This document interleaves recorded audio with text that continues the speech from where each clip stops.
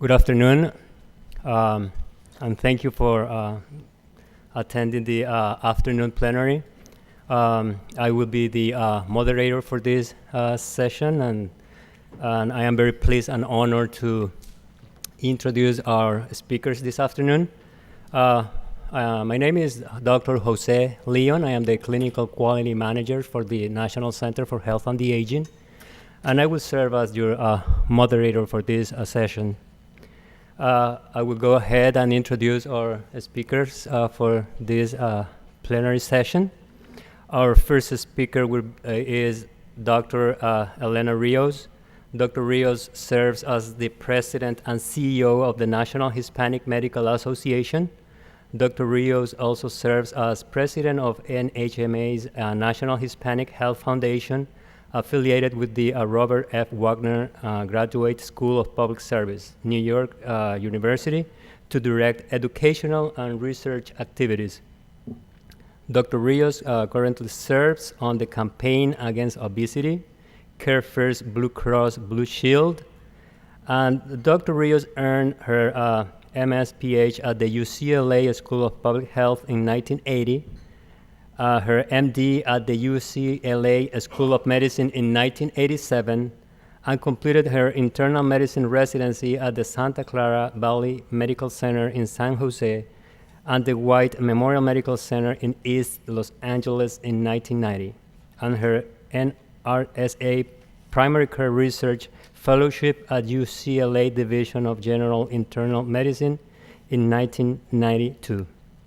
Our second speaker will be Marcy Roth. Marcy was appointed by President Obama to the U.S. Department of Homeland Security Federal Emergency Management Agency in 2009. She serves as Senior Advisor to the Administrator and Director of the Office of Disability Integration and Coordination, supporting implementation of the President's National Preparedness Goal and leading the national transformation towards integrating the access and functional needs of people with or without disabilities in all aspects of whole community emergency preparedness and disaster response, recovery, and mitigation.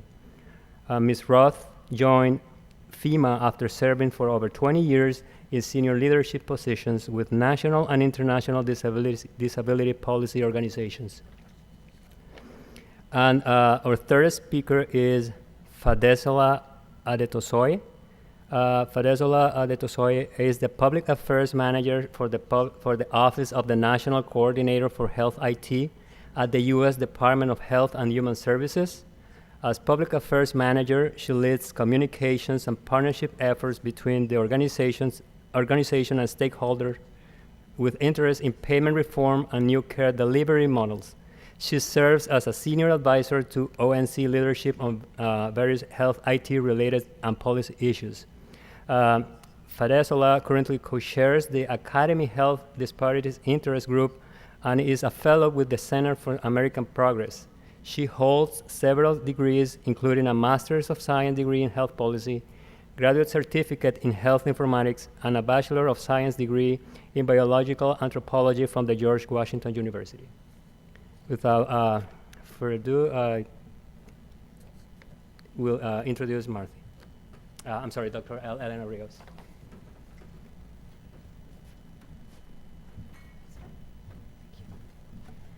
Thank you. It's an honor to be here. So just a few slides and some context and some recommendations. I want to thank you for all you do for all of our elderly across the country. But the older Hispanic population is expected to grow more quickly than other ethnic minority groups, and by 2020, they are expected to be 9% of all people 65 and older in the United States. And by 2050, and probably sooner, they will increase to 17%. These are people of all Hispanic backgrounds. Similar to non-Hispanic whites and the other minority ethnic groups, Latino elderly include more women than men over the age of 65. And this is just a presentation of a pie chart to show the heterogeneity of the Latino population. Mexican Americans, of course, are the largest group, probably because of the proximity to Mexico and Latin America. All of the other Hispanic Latinos are the second biggest group, and of course we have our Cuban Americans and our Puerto Ricans percentage-wise. Next slide, again on the demographics. This is a percent distribution of the Hispanic population across the country. And as you can see, California has a very large population, and Texas right behind it, of Hispanic Americans. And then Florida, New York, Illinois, Arizona, New Jersey, Colorado, and then all the other states. If you looked at the growth of the Latino elderly on a chart, you'd see this tremendous expansion. So one of the programs that I think is important to recognize, and I think you all probably know about it, but is the PACE program. And in California, where I'm from, and I decided to focus in on California just as a few examples here, PACE is Medicare and a Medicaid program that helps people meet their health care needs in the community instead of going to a nursing home or other facility. Senior and family-appointed teams of health care professionals coordinate care, and your team is experienced in caring for seniors living in the community with lots of referrals to lots of community-based resources. Qualifications for PACE is you must be 55 years or older, live in the service area of a PACE organization, which can be a community health center, need a nursing home level of care as certified by your state, and be able to live safely in the community with help from PACE. Now, Medicare doesn't cover a whole lot of long-term care. It really doesn't, and this is something people don't realize. It will not cover 24-hour daycare, meals delivered to your home, homemaker services, personal care. But with the Older American Act program, home and community-based program services were actually used only by 8% of Hispanics in 2007. I got this from the Administration on Aging. And I think these are just to point out gaps in our healthcare system for our elderly. We need to look at Medicare and how can that be changed. We need to look at the Older Americans Act program and specifically the outreach and enrollment and education to our Latinos and how can that be changed.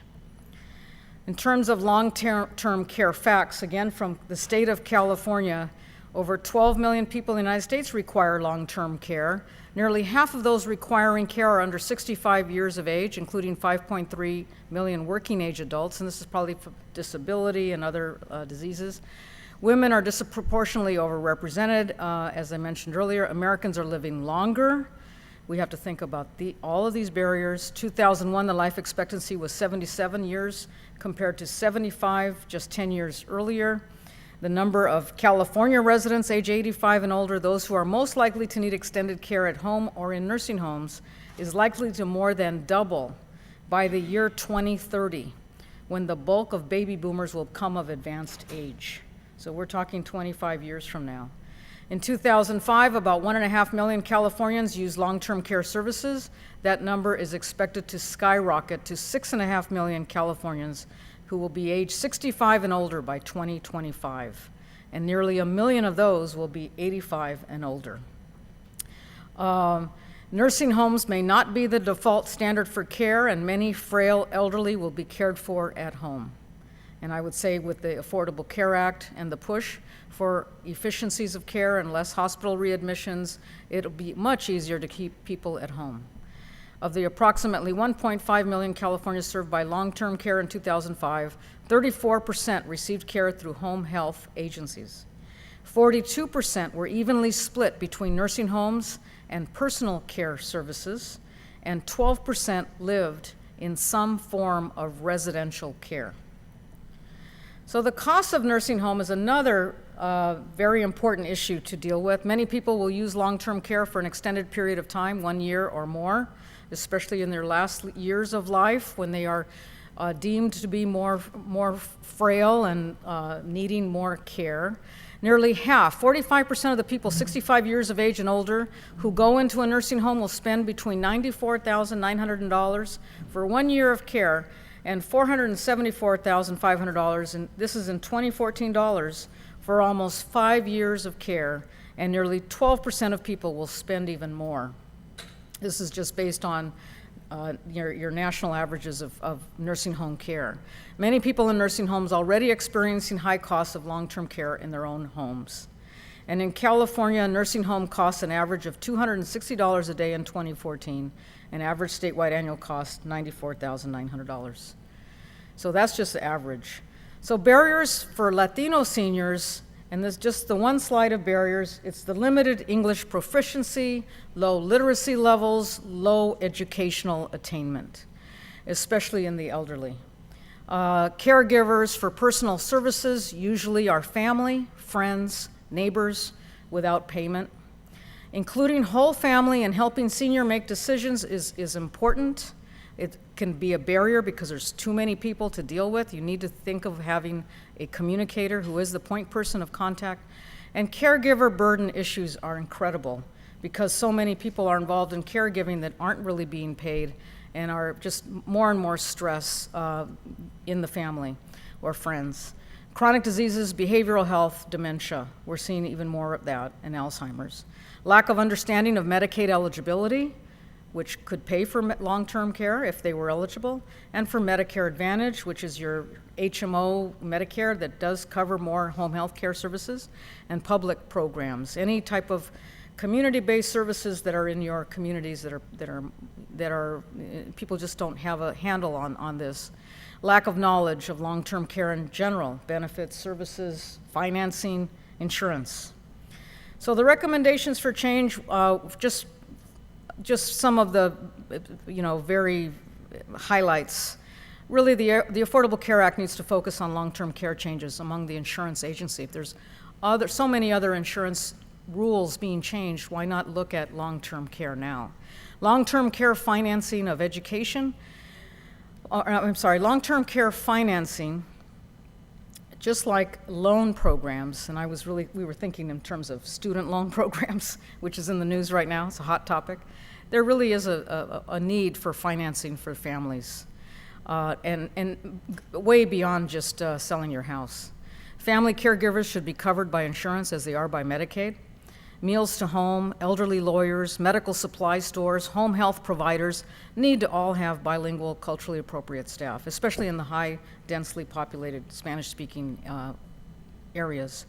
And increasing diversity just in the home health business in general, from the mom and pop stores to the larger health systems, and HHS and the Administration on Aging and everybody else on the panel and their offices, all the champions that are working on these issues for our communities need to have a better understanding of Hispanic elderly health. And then just who are we? And I'll just quickly say that we are a nonprofit organization, National Hispanic Medical Association. We're here in Washington, D.C. We started in 1993.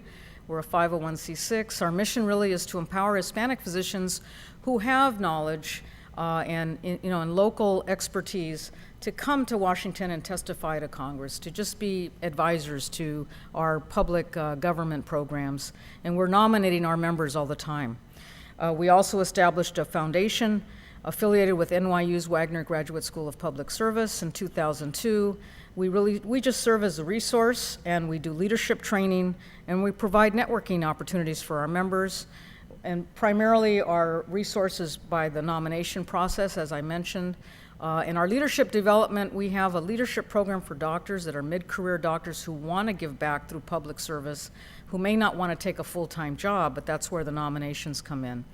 And also networking is our national conference in Washington in the spring, and we have 6 regional conferences in the fall in our 6 regions of the country. This is our network. We have Hispanic medical societies. We're really an umbrella group, a coalition, if you will, of Hispanic medical societies and all the national Hispanic professional organizations. We're always looking for more. And we have individual members up to 50,000 right now, and Latino Medical Student Association is also on our board and our partners in contact. And this is our contact information, and I'd be happy to answer questions after the panel. Thank you. Good afternoon, everybody.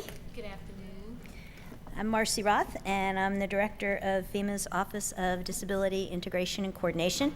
So I don't have a PowerPoint presentation for you, but I'm going to spend time talking with you all today about issues around older adults with and without disabilities, and the work that we do at FEMA, and the important partnership that we all can and must be playing with each other to ensure that the whole community has an equal opportunity to prepare for and as well recover from disasters and emergencies and disasters. So a little bit about FEMA. FEMA's mission is to support our citizens and first responders to ensure that as a nation we work together to build, sustain, and improve our capability to prepare for, protect against, respond to, recover from, and mitigate all hazards. So federal disaster relief began back in 1803, but FEMA's been around since 1979, and we have about 5,000 full-time employees and 14,000 on-call employees, and our role is primarily in disaster response and recovery, reducing risk from disasters through mitigation, overseeing preparedness initiatives for the nation. Today and for the last week, I've been very actively involved in the issues around large numbers of children who are unaccompanied and have come into the United States. And FEMA is working in a coordinating role in support of our Customs and Border Patrol and the Department of Health and Human Services as we try to improve the process by which the children are receiving emergency assistance. So this is a good example of FEMA's role. We provide guidance, we provide assistance, we provide the kind of support that other entities need when they've exceeded their capabilities.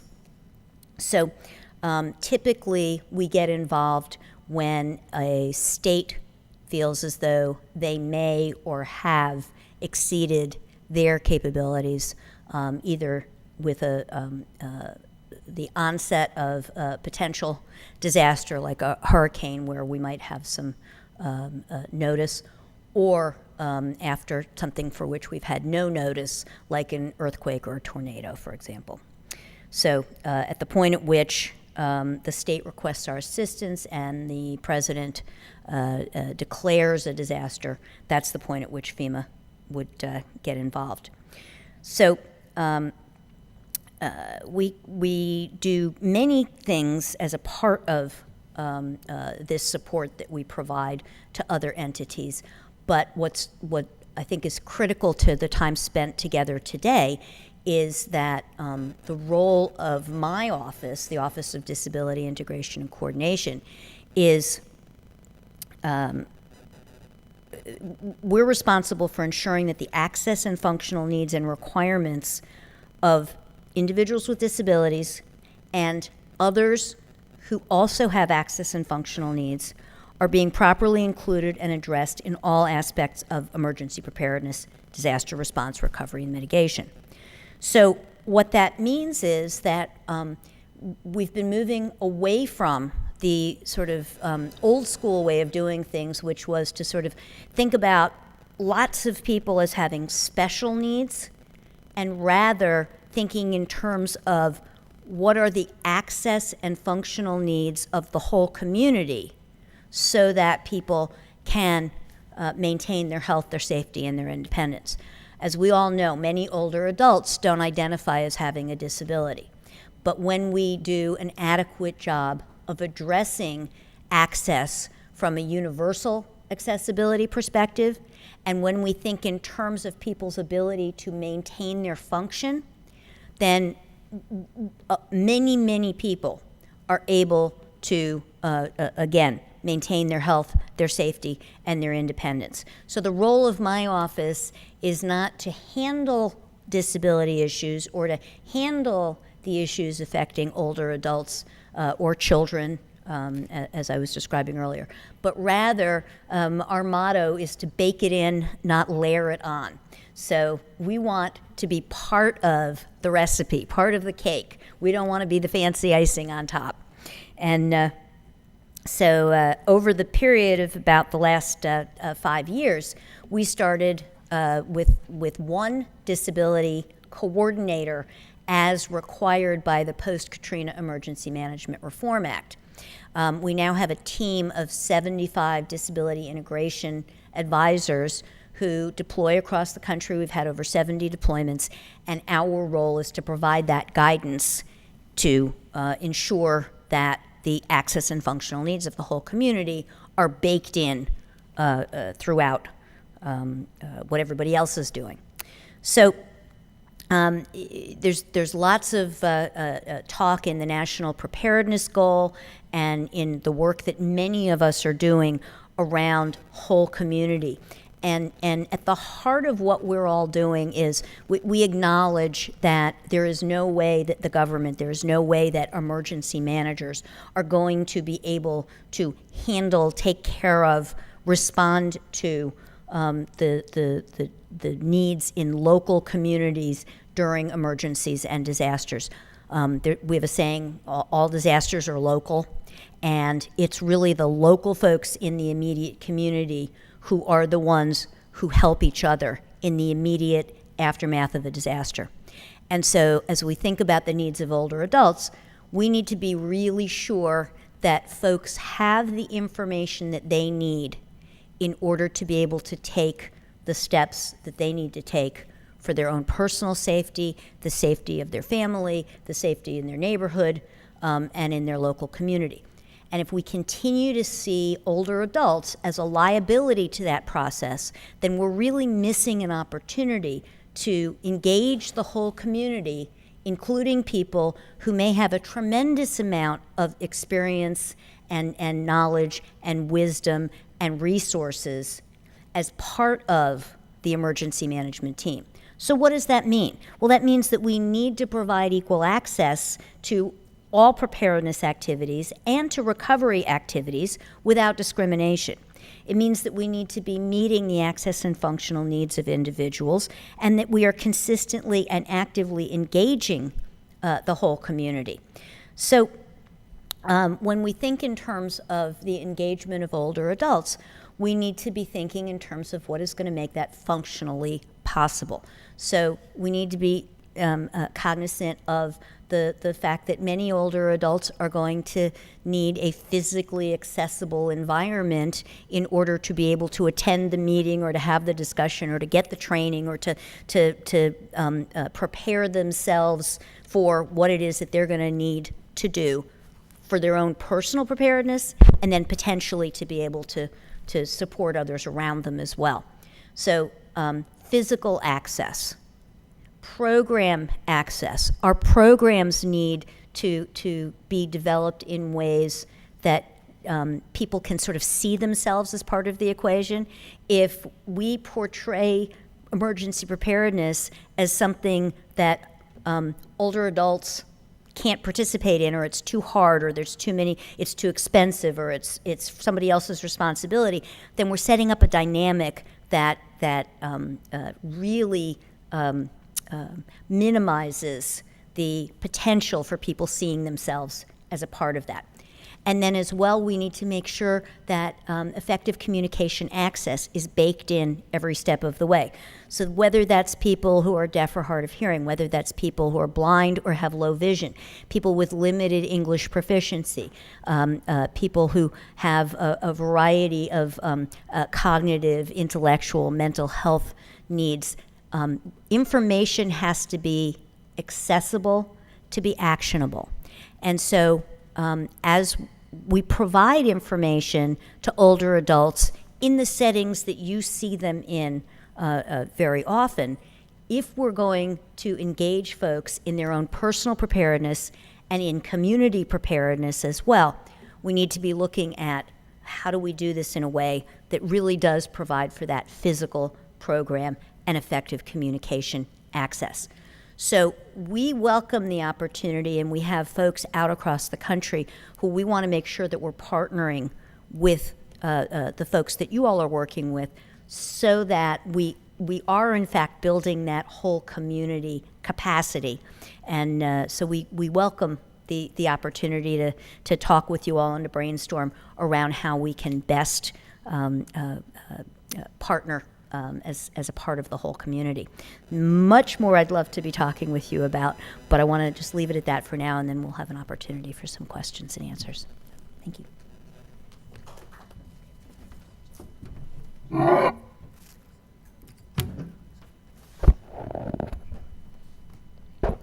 Good afternoon, everyone. Hi. This is always the hardest slot of the day right after lunch, after all that good food. My name is Farisola Adetosoye. I come from the Office of the National Coordinator for Health IT, where I do a lot of public affairs, and that really requires a lot of stakeholder engagement around the exciting stuff that we're seeing with healthcare. And so that's a lot of the payment reform and healthcare innovations we're seeing to increase patient engagement and provider utilization of health information technology to really improve clinical outcomes, but help patients make more informed decisions. And so what that really means for our office is advancing an agenda of equity. And when I say equity, we're not looking at just racial and ethnic disparities, but disparities that exist, aging, geographic, you name it. And so we heard earlier from Dr. Rios that there are a number, our baby boomer population will reach maturity or retirement age, for better or for worse, in the next 25 years. And then what does it really mean to be aging, right? So we typically look at 65 plus as that line in the sand, but really when we look at the numbers and research, we're talking about Americans becoming sick as early as 50 years of age, and really, how do we use technology, how do we leverage some of these opportunities to really exercise some of the preventive measures or improve quality and access to healthcare services. And so one thing that we recognize is that equal is not equity. And so there are a number of social determinants and social economic factors that ultimately impact someone's health outcomes, whether or not they do have equal access, equal quote unquote, to certain technologies. And so at ONC, we're doing a number of research and focus groups to assess the impact of health IT in various populations. And what our research has found thus far is that health IT has the potential to alleviate inequalities as well as improve health outcomes. And so by way of which, health IT can enable effective redesign of healthcare systems that can advance elements of the three-part aim, which we also know as the Affordable Care Act. And that is basically improving the quality of care and the health of populations while controlling the per capita cost of healthcare. And that's really important for the aging population because we know that poverty is a real issue. And while the numbers from the 50-year war on poverty demonstrate that poverty rates have decreased dramatically for our 65 and plus population, we do know that there are disparities within that. For example, Black and Hispanics have higher prevalence rates of poverty in those populations, and that ultimately does impact their overall income stability and their overall healthcare status. So I think one number that we saw from AARP's Public Policy Institute's research is that for poor older adults, on average, 20% of their income goes to healthcare versus 6.1% of those that are 400% above the federal poverty level. And that has huge implications, right? And so again, as we think about use of health IT, as we think about the national agenda to push payment reform and healthcare access, that's something we definitely need to think about. The other part of that is at ONC, we're doing a lot on mobile health and using mobile technologies. And so we know through Pew research that 91% of Americans own a cell phone, and about 80% of that population are smartphone users. And it's pretty high amongst elderly folks too. I think the number is that about 88% of elderly folks have access to a cell phone. But when it comes to smartphone use, that number drops significantly. So when we think about promoting an agenda of equal access and use of health IT to manage your care, we need to make sure that our elderly population has the necessary technology in hand to access the care that they need, whether it be them as an individual or through an informed decision-making process that includes family members, such as caregivers in that process. And one of our flagship programs that has gained a lot of attention recently has been the Blue Button program. Are folks familiar with Blue Button in here? I know you are. Anybody else? Okay, great. So I can educate the masses. And so Blue Button is basically our campaign at ONC that's all about empowering patients through use of information technology. And what it is that it's basically a two-pronged approach. One being, the message that as a patient, you have the right to access your healthcare information, and Blue Button is one way for you to do that. But on the other part of it, it's sort of a standard. So such as how you all see the Green Star logo, we all know it's energy efficient and it's good for the environment, eco-friendly. Blue Button is just that for healthcare. When you see that logo, what it means is that your health information is transferable and interoperable with any other platform that has Blue Button capacity. And so for those of you who currently use Microsoft Health Vault or have a PHR through, and that's a personal health record through Casa Permanente or your another health plan, you can conceivably download that health information, take it with you, and if your provider or another platform has the Blue Button capacity, your information integrates seamlessly. And that has huge impacts, especially for the elderly population, who we know are very mobile and tend to migrate across various acute care settings. And so we heard a little bit about long-term post-acute care earlier. And so through our work with the National Association of Home Care and Hospice Association, we know that approximately 60% of healthcare data is lost in the transition from the acute care setting to the long-term post-acute care setting. And so applications and technologies such as Blue Button is one way that can mitigate that risk of losing pertinent health data that ultimately impacts an individual's health outcome. And so we hope to launch that campaign officially in September rather, but October with some partner organizations who've already signed on. And the goal there is really to increase awareness of this and really to gain some ammunition and traction in helping patients empower themselves using this data. And so before I go, I do want to say that, I understand this from a personal perspective. I'm a caregiver to a wonderful mom who has end-stage renal disease and became disabled before the retirement age. And so when we think about the aging population, I know all too well what it means to begin preventive care before the age of 50, because you're talking about someone 50 with various comorbidities who's probably living in a body of a 70-year-old, if you will. And so I think it's important for us to recognize that as we promote an agenda of healthcare access and healthcare reform, we need to make sure that as community health centers, as social service organizations or human services organizations, we are ensuring that the right people have the right access to these tools and technologies. And so I'll stop here, and I'm looking forward to the questions and answers from the audience. Thank you.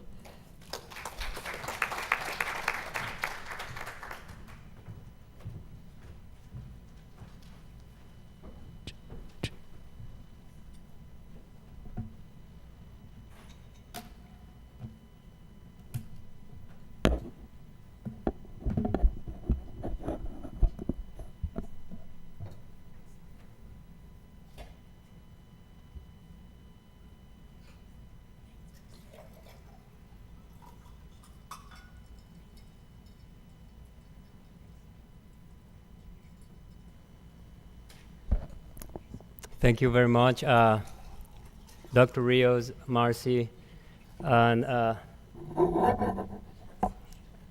Fadezola for these great presentations. Thank you very much. These have been very informative presentations, and we are going to start the Q&A session. If there is any question for the speakers. My question is for Marcy. I'm wondering, does FEMA have any community-based organizations that they can use to promote emergency awareness to the populations that they serve, to really get that information to the community in more of a preventive way, as opposed to, disaster response and responding in a time of crisis. It's a wonderful question. Did I pay you to ask that one? So we have a wonderful campaign underway called America's Preparathon. And if you go to www.ready.gov, you will find many, many resources and lots of activities underway in every community across the country to adequately prepare communities to prepare their citizens. Great resources. There are some that are specific to addressing the needs of older adults, some that are specific to addressing the needs of people with disabilities, the larger population of people with access and functional needs. So. Thank you very much. Any other questions for the speakers? I guess this is for Dr. Rios. I know the cultural stereotype is that Latino families take care of their elderly at home. I assume what you're saying now is that it's breaking down, and that a lot of older individuals, Latinos, are being kind of shunted away from the family, and whatever goes will go. No, I don't think I didn't mention that at all. When I talked about members of family coming to your clinics or to doctors' offices with their patients, what I meant was that it was important to understand that as a burden on the system. Very good in terms of support for the individual older adult in the family, to have lots of different siblings or nieces, nephews, brothers, sisters able to help out. But for the doctor, it's important to have one person who makes a decision, because you're going to get lots of stress within the family. When people start hearing, from secondhand what the doctor said, or, it's a very stressful time, and we all know about, from our own experience with older adults, the death and dying discussions and DNR and all the different things that need to be done with certain individuals and not everybody in the family. That's what I was saying. In terms of the families not on Medicaid who have to figure out a way to pay for everything, now that's a different issue, but I really wasn't addressing it. I was just trying to give facts that there's a real need for us as a nation to understand the costs of care need to be addressed, I think, through some type of either insurance. There's long-term care insurance, but if you don't have long-term care insurance, the adults right now, the older people right now who didn't know about long-term care insurance, let's say, who didn't understand that they were going to be living so much longer and be a burden on their families to pay for all this long-term care, and if they don't qualify for Medicaid, there needs to be some other way to approach the financing of long-term care. And it could be through some type of Medicare changes, Medicaid changes, insurance changes, or some refinancing of payment structures. And that's kind of the stress on the family too that I mentioned. Thank you very much. Are there any other questions for the speakers? I do have a question for Marcy. Marcy, you know that I coordinate all the emergency preparedness activities for the National Center for Health and the Aging. And one of the things that we have seen is that sometimes people with disabilities and seniors are seen as persons who are liable. There are some type of liability. And what can we offer to community health centers so these as people with disability and the aging population are not seen as a liability, but so they can take an active role in our communities? Thank you. That's a great question. And, we're trying to shift the paradigm away from thinking about people as liabilities and sort of then giving them the tools that they need to really become assets to the community. As a person with a disability myself, and as someone who takes a lot of medication on a daily basis, I'm actually an expert on how people who need to manage complicated medical needs can do that in a way that prepares their own personal preparedness, and then I become a real asset to others. So as we engage older adults and we gain the wisdom from them as they prepare, and then we give them opportunities to assist others, whether it's in the family, whether it's in the neighborhood, whether it's in the community, then we really start to shift that equation so that the knowledge, the experience, the expertise that so many older adults bring to the table are seen in a very different light. But it really does require, as I talked a little bit about earlier, it really does require that we provide accessibility at the front end of that. If we want people to be able to share their knowledge and their wisdom, we have to make sure that we're providing physical accessibility, program accessibility, and effective communication accessibility to those places that we want people to participate. So Thank you very much. answers. There was one other question. Hi, there any good other afternoon. My name is Cynthia Sierra, and I am from Quincy in the South Shore of Massachusetts, and I serve as a senior director and an interim CEO for Manatee Community Health Center. And tomorrow, a physician named Josh O'Calla that I have the privilege of working with will be joining us. Thank you very much for this conference, first of all. I wish it was much more well attended because it's just such a richness of education and talent here. So thank you for hosting. In terms of Massachusetts, I had a question about the Blue Button program based upon what we're doing in Massachusetts. Manat and Massachusetts, Manat's privileged to be part of the CMS SIM grant, so the state innovation model. And we're doing testing. We're one of 3 health centers in Massachusetts that were selected to help with an e-referral process. And in addition to that, we're one of 9 that competed, received an award, the first in the nation, under State Healthcare Reform, Chapter 224, for the Prevention and Wellness Trust Fund. And our state public health commissioner and our governor selected the 9 to work together, so healthcare systems, community hospitals, primary care groups, with CBOs, community-based organizations. Our e-referral CMS SIM project is with South Shore Elder Services, which is our AAA. So it's perfect, the timing of this. And it's interesting, we're testing through our EHR, which makes us obviously a good candidate for an e-referral CMS SIM award, the opportunity for bidirectionality. Essentially, if our providers see a need, if they've identified South Shore Elders, again, as our beta, our first, and then we'll broaden to WISE and other social service organizations, workforce investment boards, counseling agencies. If a provider or a member of the care team, understanding that the physicians and those inside of a medical home can only go so far, you need to extend that into the community.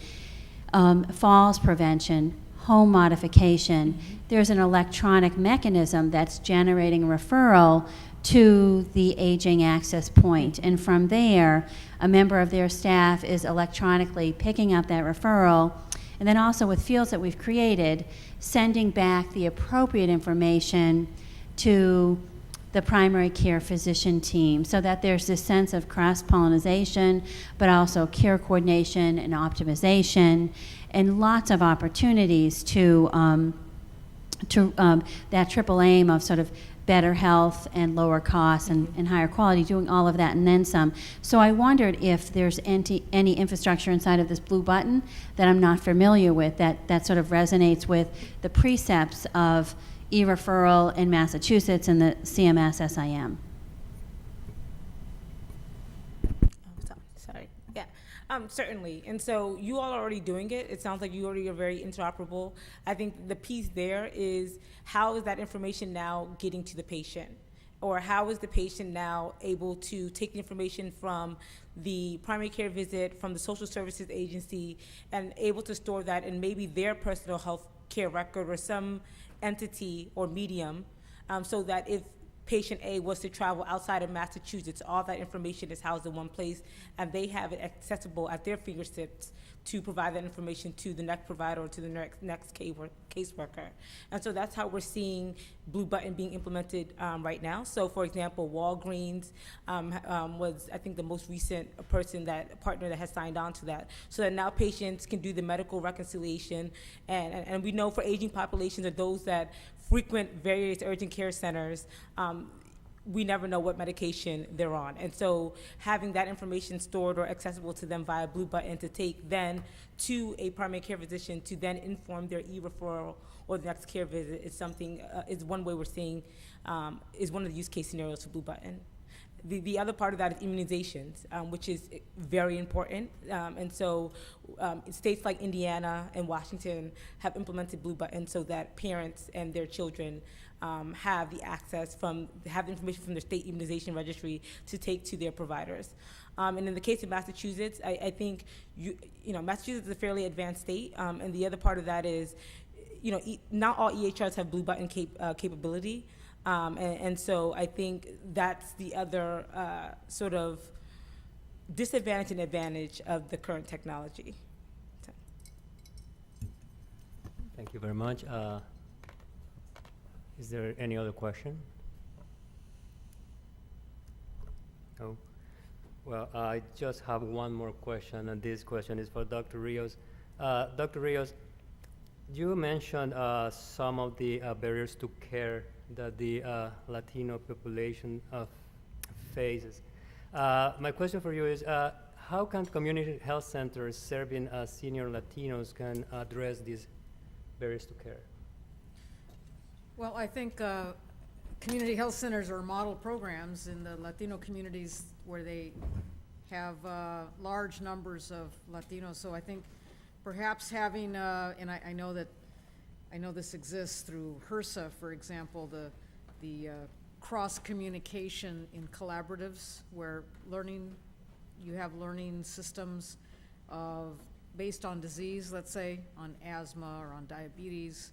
And those clinics that have a lot more experience can teach the clinics with less experience. And so perhaps there could be a system or a way to match some of the clinics in the country that have had more experience with their infrastructure changes for the Hispanic population. It's not just there's too few Hispanic doctors or Hispanic nurses in this country. There's only 5%, so we're never going to, that's not the end all, goal. The goal is to have an infrastructure where everyone feels competent enough to be able to understands the cultural nuances and elderly respect and bringing in the adult children to help make decisions faster than putting it off. And all of the types of things that I talked about, I think that the clinics who have that experience could share it with other clinics. And that's how you'll be able to learn faster, I think.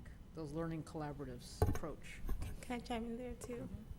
And so the other part of it, just jump on this question, is that I think as we recognize that our populations are aging, it's really important to begin engaging in this whole patient family-centered approach and really thinking about how we currently consume information.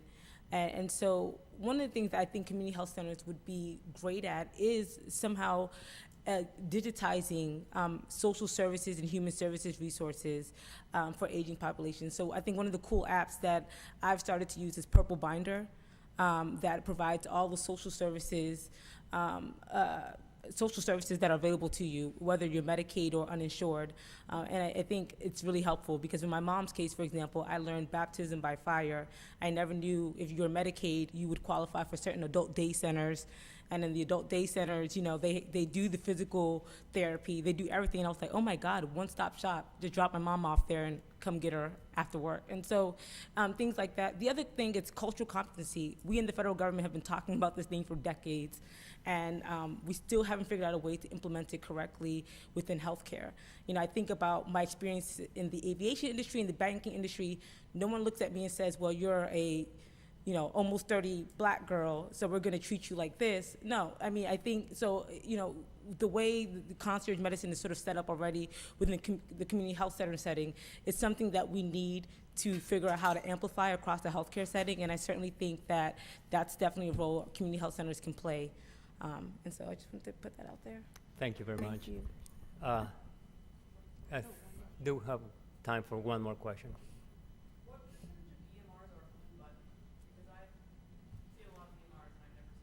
So blue button, no, so EMRs are not blue buttoned. No, well, so certain health plans like Aetna, Kaiser, they allow you to download your data. So Kaiser doesn't call it blue button, but it is blue button. They just say you can download your health data. And so what it allows you, in the EHR, you won't see it as a patient, you will see it on your personal health record side. So if your EHR, or your doctor has a patient portal, for example, and they say you want to download your health data or blue button your health data, that's where you would see it, is on the actual summary of your healthcare data. The provider doesn't see it. The provider would push it out into their, Kaiser is the best example. So does anyone have Kaiser here? No? Okay, so just, think of it as sort of your banking summary, where they're like, if you want to download the last transactions from April to February, you can download it into a .csv file. And let's say that .csv is blue button. You could migrate it into like a mint.com, if you will. And all that information is tracked up in summary. So you can see all your trends, and you can qualify it by what types of expenditures you're making, et cetera, et cetera. We should talk. There's additional information on our website, and I can put you in charge of our Director of Consumer eHealth at ONC. So. All right. Thank you very much to our speakers, and I would like to offer a round of applause for them.